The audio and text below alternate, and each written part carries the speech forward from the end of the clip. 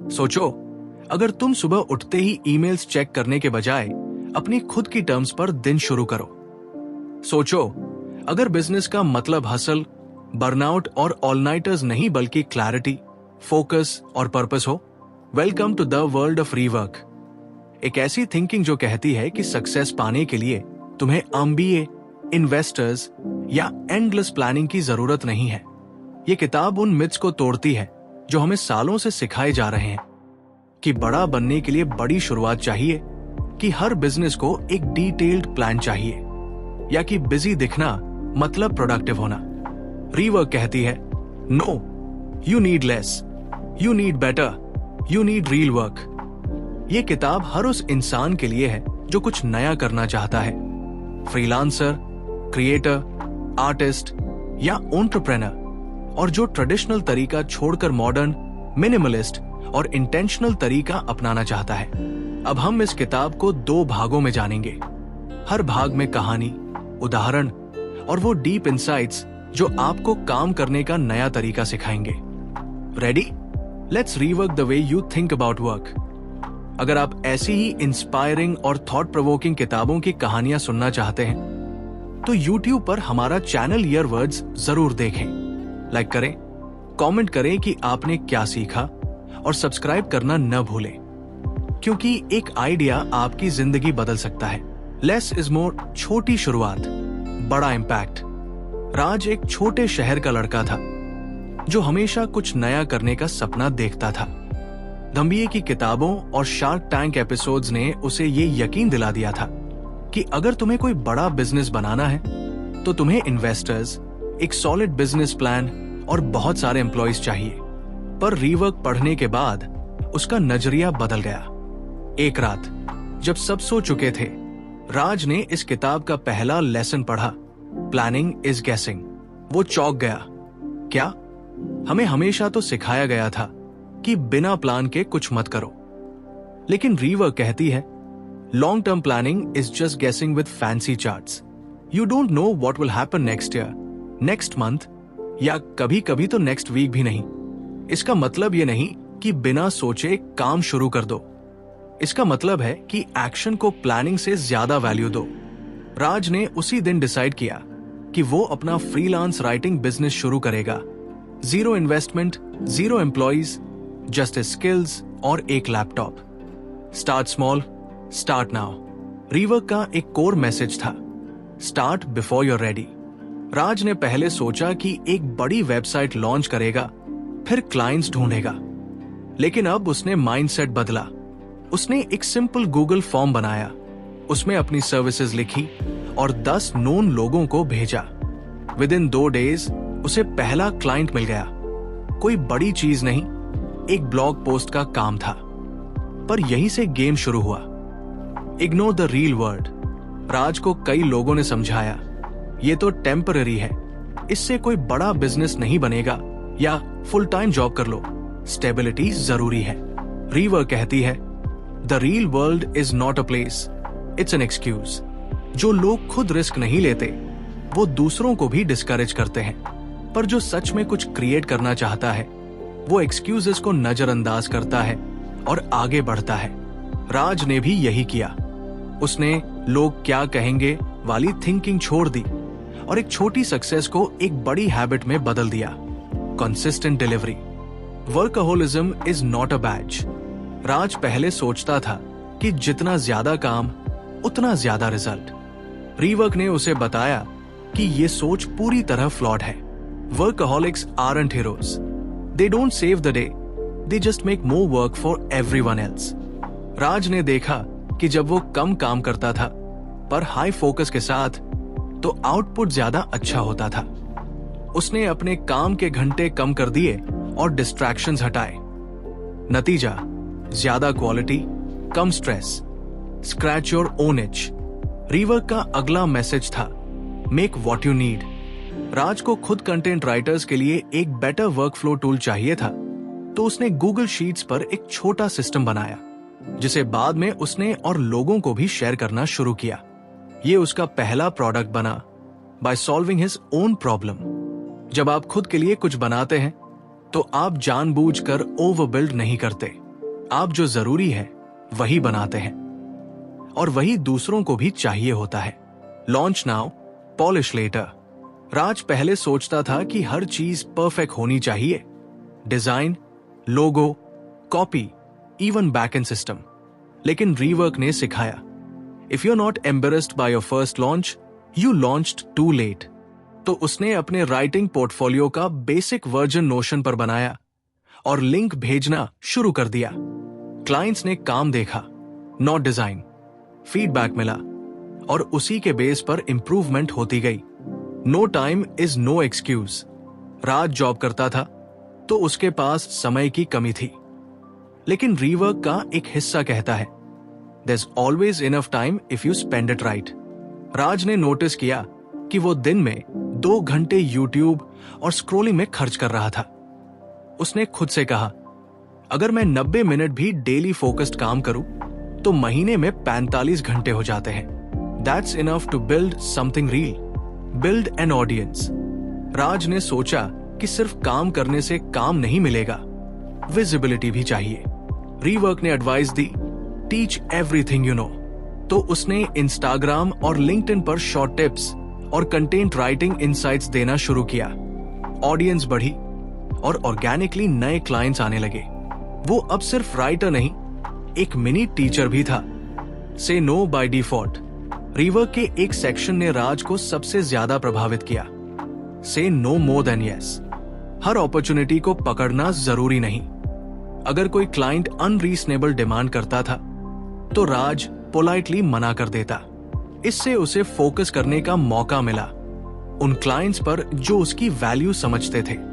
Progress, perfection. राज ने अब समझ लिया था कि हर दिन बस 1% ग्रो करना है। रीवर्क कहती है, मोमेंटम फ्यूल्स मोटिवेशन। जब आपने कुछ शिप किया होता है, चाहे वो छोटा ब्लॉग हो या फीडबैक सिस्टम, आप इंस्पायर्ड फील करते हो। यही इंस्पिरेशन अगली एक्शन को बर्थ देती है। Done is better than perfect. Raj ने एक लाइन अपने डेस्क के सामने चिपका दी, finished is better than flawless.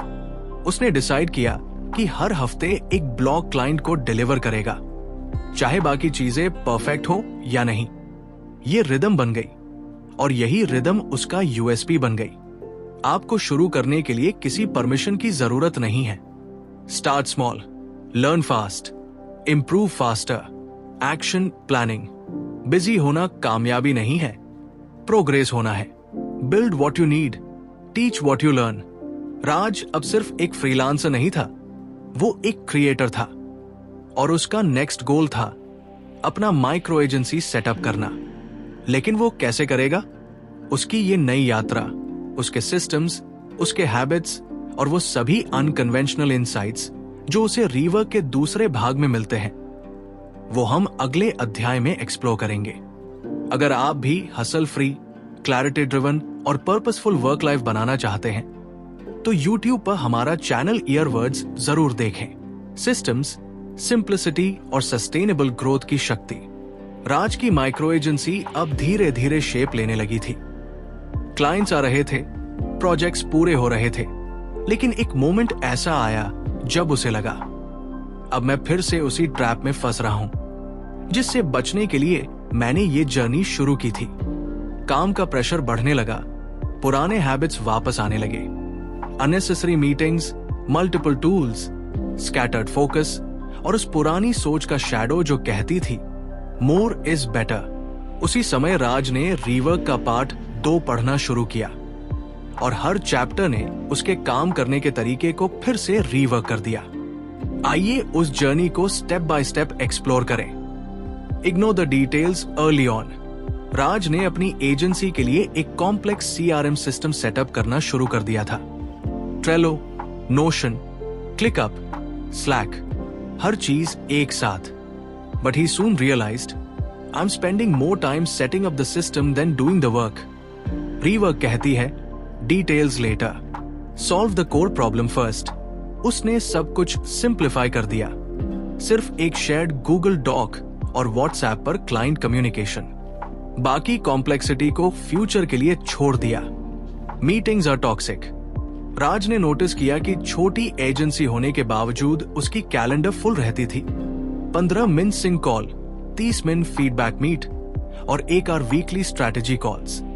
लेकिन रीवर्क का ब्लंट ट्रूथ था, the worst interruption of all is the meeting. अब राज का नया रूल था, मीटिंग तभी जब काम चैट पर पॉसिबल न हो। Max 20 minute, clear agenda plus action points. इसने उसकी प्रोडक्टिविटी ऑलमोस्ट डबल कर दी। Embrace constraints. राज के पास बिग टीम नहीं थी, नहीं अनलिमिटेड बजट। पहले ये उसकी लिमिटेशन लगती थी, पर रीवर्क ने उसे नया पर्सपेक्टिव दिया। Constraints are advantages in disguise. Raj ने देखा कि लिमिटेशन उसे लीन, फोकस्ड और क्रिएटिव बनाती है। जहां बड़ी एजेंसीज सॉफ्टवेयर खरीदती थी, वहां वो लूम वीडियो भेजकर क्लाइंट ऑनबोर्डिंग करता था। सस्ते टूल्स, क्विक हैक्स और टाइम बॉक्सिंग उसकी सुपर पावर्स बन गई। Culture is the byproduct of consistency. Raj ने कल्चर बिल्ड करने की सोची, लेकिन रीवर्क कहती है you don't create a culture, you live one. उसने अपनी एजेंसी में बस 3 वैल्यूज लाइव की। रेडिकल ऑनेस्टी, सच बोलो चाहे जो हो। क्रिएटिव फ्रीडम, हर टीम मेंबर अपने तरीके से काम करे। ओनरशिप, काम करो ऐसे जैसे अपनी कंपनी हो। धीरे धीरे ये उसके ब्रांड की आइडेंटिटी बन गई। क्लाइंट्स भी इसी वाइब को अप्रिशिएट करने लगे। Don't copy, steal with clarity. Raj को दूसरी एजेंसीज की वेबसाइट्स देखकर लगता ये तो मुझसे बहुत आगे है, लेकिन रीवर्क ने सिखाया don't copy blindly, steel the thinking not the surface. उसने दूसरे मॉडल से इंस्पिरेशन लिया, लेकिन उन्हें अपने वैल्यूज और ऑडियंस के हिसाब से अडेप्ट किया। किसी की प्राइसिंग को कॉपी करने की बजाय उसने अपने क्लाइंट से पूछा what do you value most, और उसी के हिसाब से अपनी ऑफरिंग्स रीडिफाइन की। Build half a product, not a half assed product. Raj ने एक ई बुक शुरू की थी, लेकिन वो उसमें हर टॉपिक कवर करना चाहता था। नतीजा, ओवरवेल्म होकर बीच में ही छोड़ दी। रीवर्क ने उसे झटका दिया, solve one specific pain really well. उसने ई बुक को नैरो किया, सिर्फ client onboarding guide for new freelancers बनाया। ये फोकस्ड वर्जन वायरल हो गया और उससे ही 10 नए क्लाइंट्स जुड़ गए। Marketing is not a department. Raj को लगा था कि मार्केटिंग एक अलग चीज होती है जिसके लिए एड्स, फनल्स और एक्सपर्ट्स चाहिए होते हैं। But rework says marketing is everything you do. अब राज का हर काम, एक ईमेल, एक प्रपोजल, एक रिप्लाई, वो सब मार्केटिंग था। उसने हर डिलीवरी को डिलाइट बना दिया। क्लाइंट्स खुश और रेफरल्स शुरू। Sell your byproducts. Raj अपने प्रोजेक्ट्स के दौरान कई टेम्पलेट्स बनाता था, कॉन्ट्रैक्ट्स, चेकलिस्ट्स, आइडिया शीट्स। वो बस सिस्टम के हिस्सा थे। पर रीवर्क ने कहा सेल योर बाय प्रोडक्ट्स। उसने एक मिनी प्रोडक्ट बनाया, क्रिएटर टूलकिट, और उसे गमरोड पर 99 रुपए में बेचना शुरू किया। बोनस इनकम शुरू हो गई और क्रेडिबिलिटी भी बढ़ी। Make tiny decisions. राज हर बार कोई नया स्टेप लेने से डरता था। क्या ये सही होगा? क्या ये स्केल करेगा? रीवर्क ने कहा make tiny decisions, they're easy to reverse. अब राज एक्सपेरिमेंट करता था। एक ईमेल फॉर्मेट चेंज किया, एक ऑनबोर्डिंग स्टेप स्किप किया, एक प्राइसिंग ट्वीक किया। छोटे डिसीजंस ने बड़े रिजल्ट्स दिए और बिना स्ट्रेस के। Sound like you. रीवर्क ने राज को लैंग्वेज पर ध्यान देने को कहा। फॉर्मल, रोबोटिक ईमेल्स को रिप्लेस कर दिया गया कैजुअल, क्लियर और ऑनेस्ट मैसेजेस से। Old, we are pleased to inform you. New, hey, just wanted to update you quickly. इसने उसे अप्रोचेबल बना दिया और ट्रस्ट बिल्डिंग आसान हो गई। Inspiration is perishable. रीवर्क कहती है inspiration has an expiry date, use it now. Raj को जब भी कोई आइडिया आता, वो उसे लिखा नहीं करता था। एक वीकेंड पर उसने स्पॉन्टेनियस वेबिनार किया। 40 लोगों ने अटेंड किया, 3 क्लाइंट्स मिले, सिर्फ इसलिए कि उसने वेट नहीं किया। अंडरडू द कॉम्पिटिशन।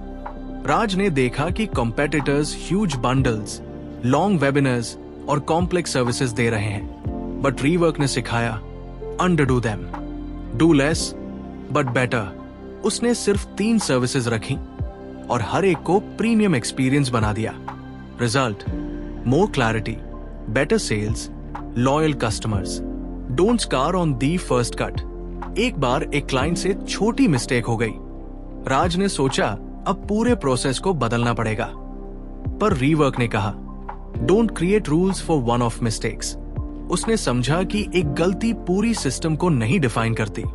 उसने क्लाइंट से माफी मांगी, फिक्स किया, सीखा और आगे बढ़ गया। Simplicity, complexity.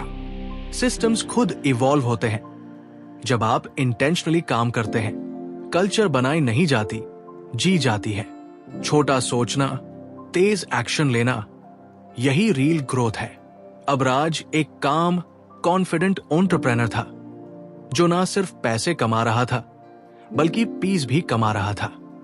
उसकी एजेंसी एक टीम नहीं, एक ट्राइब बन चुकी थी जहां काम हसल नहीं, हार्मनी में होता था। अगर आप भी रीवर्क की इस फिलॉसफी को अपने काम में उतारना चाहते हैं तो एक ही रूल याद रखें, you don't need more, you need less but done right. अगर आपको यह कहानी वैल्यूएबल लगी हो तो YouTube चैनल ईयरवर्ड्स पर जरूर आइए। हर हफ्ते ऐसी ही किताबों की डीप और इंस्पायरिंग कहानियां शेयर की जाती है। लाइक करें, कमेंट करें आपने क्या नया सीखा, और सब्सक्राइब जरूर करें क्योंकि नेक्स्ट एपिसोड आपके माइंडसेट को नेक्स्ट लेवल तक ले जाएगा। Welcome to the Rework way of life.